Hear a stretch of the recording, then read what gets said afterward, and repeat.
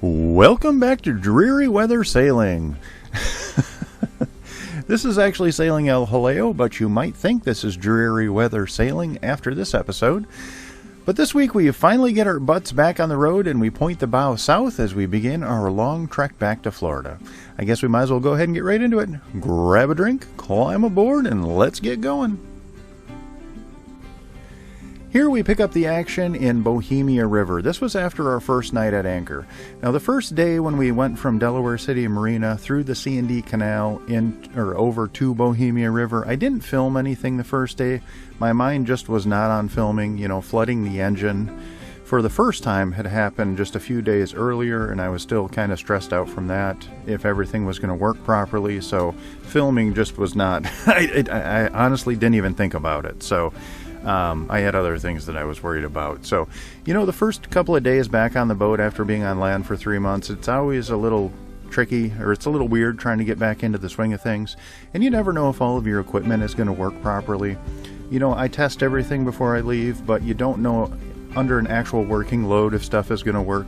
So here is a shot of the windlass, and that is what I used to pull up the anchor. And this was working. It worked fine. It's always worked fine, but you always want to come up with a backup solution just in case it isn't working. A lot of people can actually just manually haul up their anchor if they have to, and some people don't even have windlasses. They just manually pull in their anchor. Now, I couldn't do that. My anchor weighs 88 pounds. It's actually designed for a boat that's got 5 times the displacement of the boat that I've got. And I just went with a large anchor because I like to have a cocktail at night and go to bed knowing that I'm still going to be in the same spot in the morning. So my anchor's a little bit of overkill, and that can be a problem if the windlass were ever to fail. But I did devise a backup system with leapfrogging hooks where I can actually use a manual winch to pull up the anchor if I ever have to. So, you just try and think of backup ways to do stuff just in case something should ever fail. As we got back on the road to Florida, you can see the weather was absolutely glorious. This entire first week of our travels, it was kind of crappy weather. It was overcast, there were spots of rain every day, and it was just kind of miserable. Now, I don't necessarily enjoy direct sunlight. I do have very fair skin. If you ever see my arms, it's basically one giant freckle. And, a little cloud cover's nice, but, the rain, not so much. But, what are you going to do? You take what you can get, right? And speaking of weather and taking what you can get, as I'm recording this right now, we are in Slade Creek in North Carolina. It's just off of the Pungo River. And today it is very windy out, so we're kind of hunkered down here, and the wind generator is pumping away. So you are going to hear a low hum in the background. Unfortunately, that's unavoidable, so I do apologize for it. One of my favorite points of the journey, both going north and south, is the Bainbridge. The Bainbridge is absolutely beautiful. I love crossing it. It's like the start of our journey going south, and it's the end of our journey going north. Now, we do have our first night in Sassafras River, and I think I might have said Bohemia River earlier, but I do apologize. We stayed in Sassafras River. They're right next to each other. Normally we stay in Bohemia River going north, and we stay in Sassafras going south. It's just a little bit further in each direction. And that first night, it's like getting our feet wet, and when we go under the Bainbridge, that's when the adventure starts.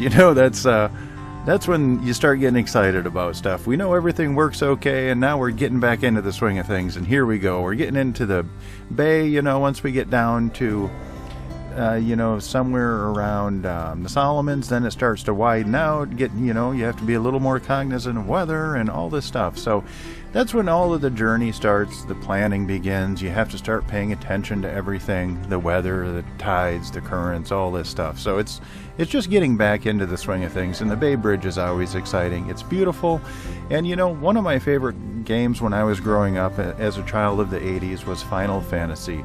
And in that game, if any of you have ever played it, you go north to this thing, you think you've started the game, you're collecting golds, you're beating things, and then you cross a bridge, and that's when the real game begins. And this always reminds me of that scene in that game when you've already done these tasks, you've beat a mini boss, and you think the game has begun, but it hasn't. When you cross the bridge, that's when the game begins, and that's how I feel about the Bainbridge. It's a really neat thing.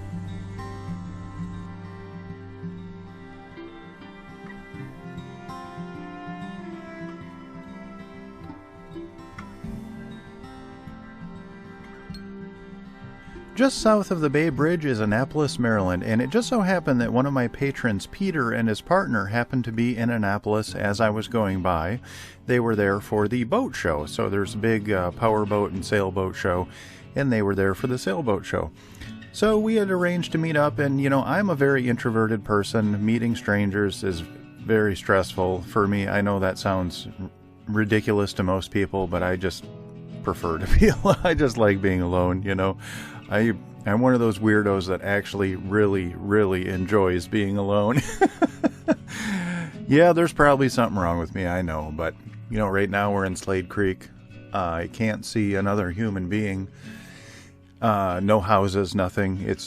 We're just back here by ourselves. It's absolutely wonderful. I love it. So that's where I'm at. And Peter and I, we had been talking back and forth through Patreon, and I'd helped him with some anchorages and stuff, and he had floated the idea of meeting up and having a chat and getting together and hanging out. And I'm like, okay, well, to me that sounds horrible, but okay. I'll give it a try, probably being too honest here. But so I went to Annapolis, and I figured one of two things is going to happen. Either I'm going to get murdered and turned into a skin suit, or Peter and his partner are going to be absolutely wonderful people, and it's going to be no problem, and everything's going to go great. And thankfully, it was the latter. And I have to apologize profusely, Peter, if you see this. I forget your partner's name. Normally, I have to say a name 100 times to remember it, and I did not say her name 100 times. I think I stopped around 45, so it slips my mind, and I apologize for that. I should remember it, but I don't. But anyway, Peter and his partner were absolutely wonderful people. They came over, hung out on El Jaleo. We sat up in the cockpit and talked for, I don't know, like an hour, somewhere around there, hour and 20 minutes, something like that, and just had a good time chatting, and it was very wonderful. I'm so glad. I was a little on the fence about going to meet Peter, or meeting any stranger for that matter. And I'm glad I did. So it was absolutely perfect. They were very nice. They made it painless. They took pity on this introvert.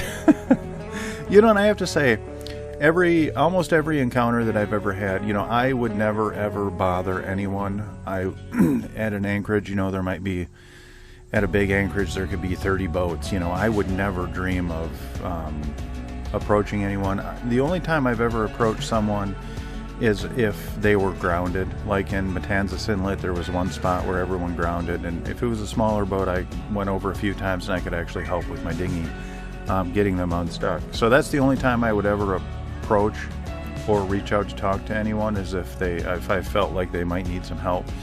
And other people have approached me, and they've been absolutely wonderful. Every time I've ever had an interaction with someone, it's been very pleasant.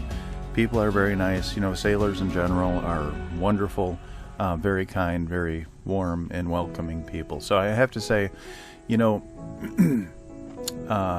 greater population, you can run into some problems sometimes with people, but the general sailing population seems to be overwhelmingly just wonderful people.